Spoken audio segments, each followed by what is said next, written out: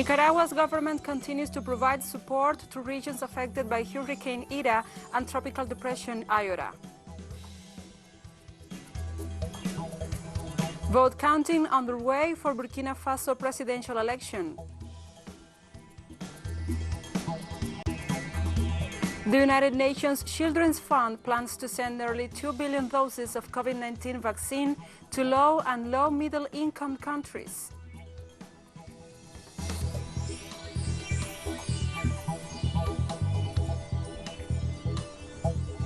Hello, welcome to TeleSUR English. I'm Gladys Quesada for the TeleSUR headquarters in Havana, Cuba. This is from the south. Nicaragua's government continues to provide support to regions affected by Hurricane Iota and Tropical Depression Iota. The National System for the Prevention, Mitigation and Attention to Disasters remains deployed in regions such as Metagalpa, the southern Caribbean coast and the Mining Triangle. The institution under orders of the executive provides roofs for homes damaged by the natural phenomena and guarantees the right to food for families. Following the same guidelines, the Nicaraguan Army guarantees assistance in different parts of the country.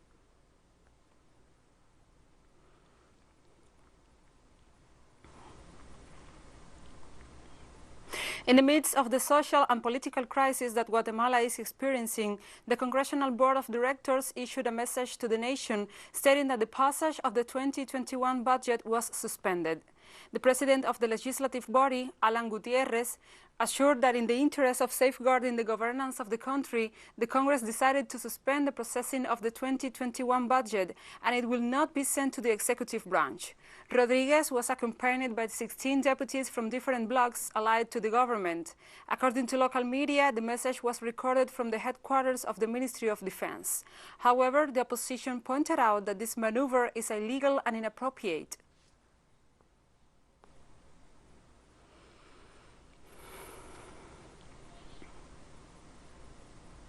And hundreds of Guatemalans burned parts of the Congress building on Saturday to protest the approval of the 2021 budget and demand the resignation of President Alejandro Giammattei. The incident came as some 7,000 people were demonstrating in front of the National Palace in Guatemala City against the budget. Protesters said the budget was negotiated and passed by legislators in secret, while the Central American country was distracted by the fallout of back-to-back hurricanes and the COVID-19 pandemic. Among various cuts, Guatemalans were angered because lawmakers approved $65,000 to pay for meals from themselves, but cut funding for coronavirus patients, education, and human rights agencies. At all times, I raised my arms. 3, 5, 8 policemen came to beat me and hang me. They put their boot on my head. I think there are images of that. The truth is that the riot was something wrong. We must remember that we are not in those times of government. We are not in times of dictatorship. Far from it. The people can't stand it anymore because they are angry. They burn that here because the president doesn't help them. The people are in need. They are suffering. They are dying of hunger. Who is going to help them to eat if the president has all the money? The Mexican prosecutor's office confirmed the finding of at least 113 bodies inside an unmarked grave in the municipality of El Salto in the state of Jalisco. In a press conference, the state prosecutor, Gerardo Octavio Solis, revealed that of the 113 bodies found, 30 were identified by the relatives, while the rest remain in the medical forensic service. This grave was located at the beginning of last October in a farm in Los Sabinos, in the neighborhood where forensic experts initially found 4 bodies buried. The prosecutor for missing persons in Jalisco, Blanca Jacqueline Trujillo, reported that excavation works are underway in another grave in the municipality of Ixtlahuacan de los Membrillos.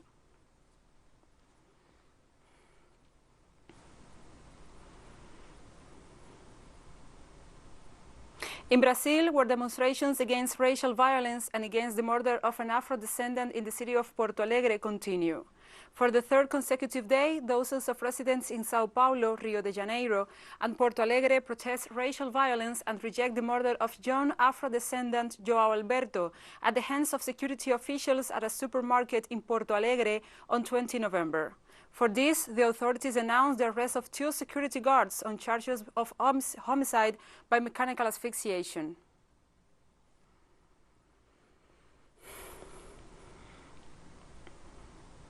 The President of Chile, Sebastián Piñera, announced the first phase of the plan to reopen borders for non-resident foreigners in Chile. This will be implemented at midnight local time on Monday, and which will be extended gradually depending on the health situation to other airports and land and sea entry points of the country. Land and sea crossings shall remain closed until further notice. For entry to Chile, an affidavit and a negative PCR test examination taking up to 72 hours after boarding the country will be required as exclusionary requirements.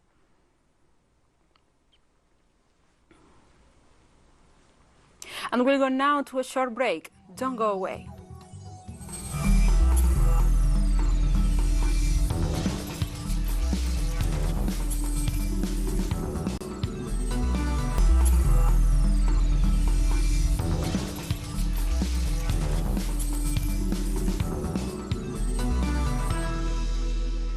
Welcome back to From the South. Burkina Faso officials said hundreds of thousands of voters were unable to cast ballots in Sunday's general election due to security threats as the West African nation grapples with the growing insurgency of Al-Qaeda and the Islamic State group.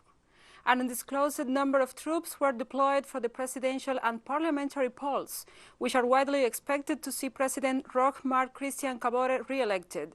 But no votes were cast in 1/5 of the country, where large part of the territory remain outside the state's control and are attacked almost daily. The Electoral Commission reported that a number of polling stations for the presidential vote were closed after threats were made against them. Commission President Newton Ahmed Barry later said between 300,000 and 350,000 of about 6.5 million voters had not cast their ballots due to security threats. We are waiting for the results, but it looks like President Roch is in the lead and will win in the first round. That's really good for peace. If we have to start the campaign again, it will cause us a lot of problems. That's my vision of things. Well, there will be no challenges, because the Burkinabés are very tired. Yes, very tired, because of insecurity. There have been deaths. We have really suffered a lot, so if the result comes out, I hope they will all accept it. Several polling stations were closed because of the insecurity, but overall it went well. On Sunday, Aramco, a state-owned company of Saudi Arabia, was attacked. Yemeni Army spokesperson Lieutenant General Yahya Sari stated that the attack with the Quds 2 missile the Aramco distribution station in the city of Jeddah in western Saudi Arabia. The Yemeni Army pointed out that the aggression is in response to the continuous siege and aggression against Yemen and warned riot of more attacks if it does not stop its aggressions against the poorest country in the Arab world.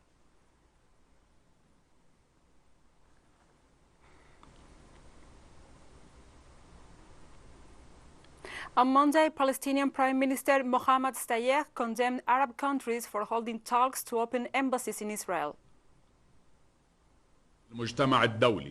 We call on the international community to make Israel abide by all agreements and push for a political process in accordance with the references of international laws and the United Nations resolutions under multilateral international sponsorship. We are saddened by the news that Arab countries are holding talks to open embassies in Israel, especially since these countries do not have embassies and diplomatic headquarters on the lands of the State of Palestine that they recognize. This Monday, China denounced the deadly attacks targeting civilians in the Afghan capital of Kabul on Saturday that killed at least 10 people and wounded 51 others.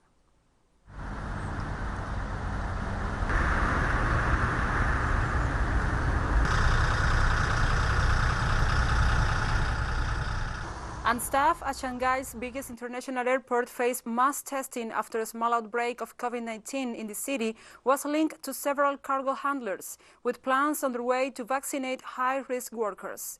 Life in China has largely returned to normal following strict testing and lockdowns, but there has been a series of sporadic local outbreaks over recent months. Shanghai reported 6 local infections linked to the airport this month, with most of the cases in the past few days. More than 17,700 people have so far been tested, and results have come back negative on over 11,500. Frontline cargo workers will be given regular tests in the future, and those in high-risk jobs will also be given vaccines for COVID-19. Shanghai Airport Authority Vice President Su Xunlong said the process will be voluntary.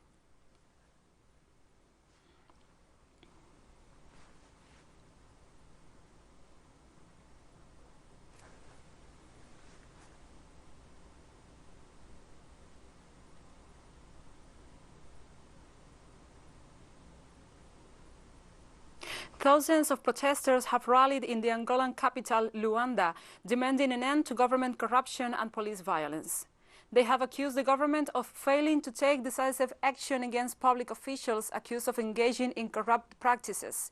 They also denounced their unwillingness to punish police officers who assaulted protesters last month. The demonstrations will not stop in Luanda. That's to say that on December 10th, there will be another, and we invite all those people who are at home, young scientists, young people who know that the country is not in good shape, to show up on December 10th.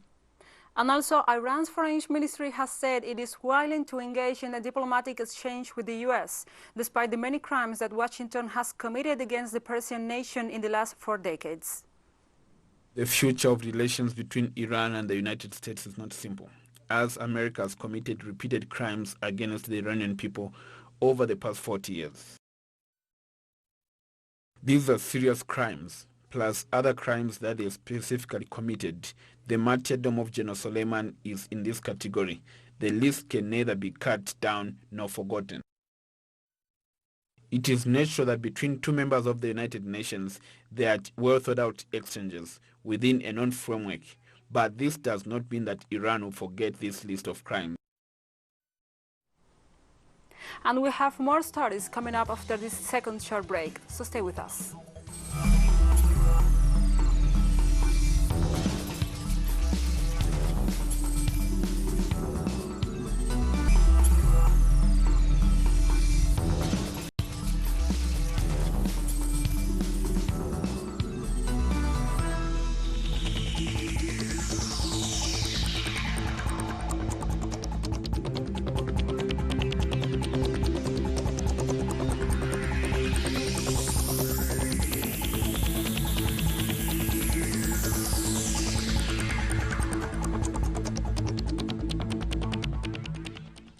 The United Nations Children's Fund plans to send nearly 2 billion doses of COVID-19 vaccine to low and low-middle income countries.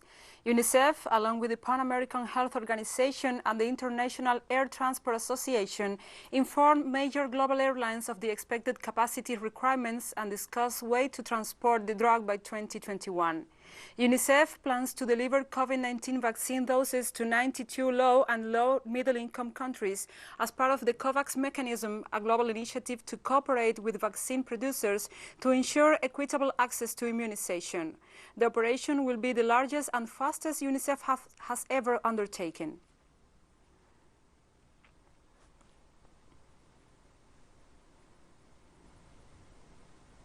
The coronavirus vaccine developed by the University of Oxford is highly effective at stopping people developing COVID-19 symptoms, a large trial shows.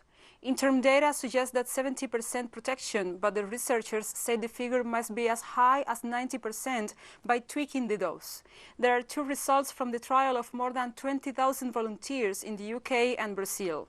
The results will be seen as a triumph, but come after Pfizer and Moderna vaccines showed 95% protection. However, the Oxford jab is far cheaper and is easier to store and get to every corner of the world than the other 2. So the vaccine will play a significant role in tackling the pandemic if it is approved for use by regulators.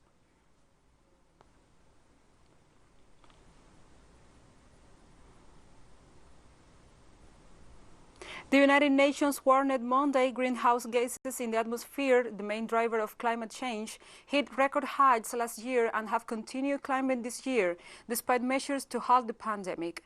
The World Meteorological Organization said lockdowns, border closures, flight groundings and other measures to rein the coronavirus crisis had indeed cut emissions of many pollutants and greenhouse gases like carbon dioxide. But the UN organization warned the industrial slowdown due to the pandemic had not curbed record concentrations of the greenhouse gases that are trapping heat in the atmosphere, raising temperatures, causing sea levels to rise and driving more extreme weather. WMO chief Peterita Alas said the lockdown-related fall in emissions was just a tiny blip in the long-term graph and that a sustained flattening of the curve is needed. That we are reaching new record levels of all greenhouse gases, and that is extremely important if we consider how the greenhouse gases should actually change in the atmosphere in response to the promises made by the countries and commitments made by the countries. We've seen one of the highest growth rates in our carbon dioxide. It's higher than 10-year. France's former president Nicolas Sarkozy went on trial Monday on charge of corruption, becoming the first French former head of state to stand as an accused in court and risking an end to a career tainted by legal woes. Sarkozy, who has vowed to vigorously contest the accusation of bribery, was himself present in court in Paris but did not make any statement. Only one president, Sarkozy's political mentor, Jacques Chirac, has faced trial after leaving office, but because of ill health, Chirac never appeared in court for his conviction in a fake job scandal. Charged with bribery and influence peddling, Sarkozy risked a prison sentence of up to 10 years and a fine of €1 million. The trial is expected to last until December the 10th.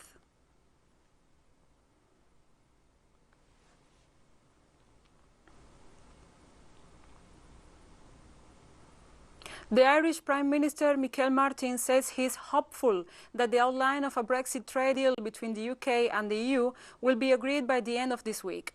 Martin made the remarks during a tour of new warehouse infrastructure at Dublin Port, designed to undertake drastic new customs and regulation checks in the new years as a result of the Brexit. Is necessary, and a deal is in the best interest of the United Kingdom, of Ireland and of the European Union. So I would be hopeful that by the end of this week we could see the outlines of a deal, but that remains to be seen. It's down to political will. On top of COVID-19, the last thing we need now is a no-deal Brexit. On Monday, Russia regretted the official withdrawal of the United States from the Open Skies Treaty of the Organization for Security and Cooperation in Europe. The multilateral pact seeks transparency in arms control. However, the agreement loses all its viability without the participation of the US. Kremlin spokesperson Dmitry Peskov said in his daily press conference that Russia considers this treaty to be a very important instrument in general to strengthen mutual trust in terms of arms control, and warned that the US decision will bring about negative consequences.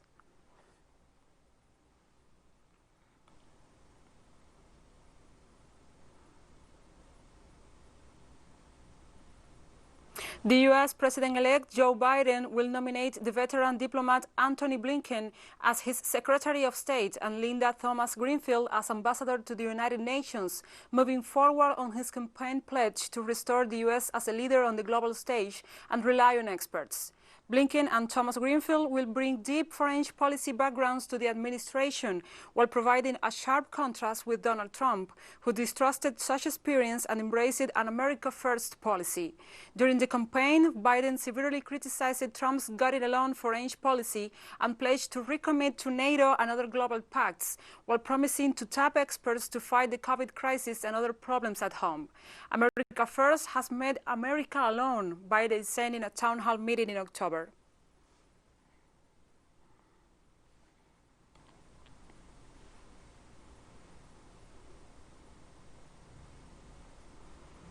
And the Trump campaign has distanced itself from a lawyer who made dramatic claims of voter fraud at several media events. Sidney Powell claimed without evidence last week that electronic voting systems has switched millions of votes to President-elect Joe Biden because he was sponsored by communist money coming from Venezuela and Cuba. On Sunday, the Trump campaign issued a statement saying Powell was practicing law on her own and was not a member of the Trump legal team.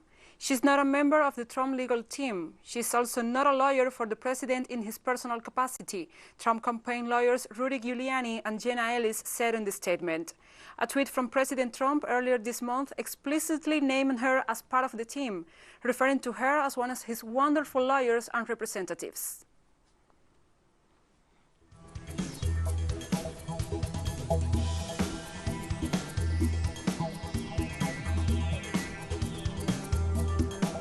And we have come to the end of this news brief. But remember, you can find this and many other stories on our website at telesurenglish.net. Also, if you feel so inclined, join us on social media, Facebook, Twitter, and Instagram. For TeleSUR English, I'm Gladys Quesada. Thank you for watching.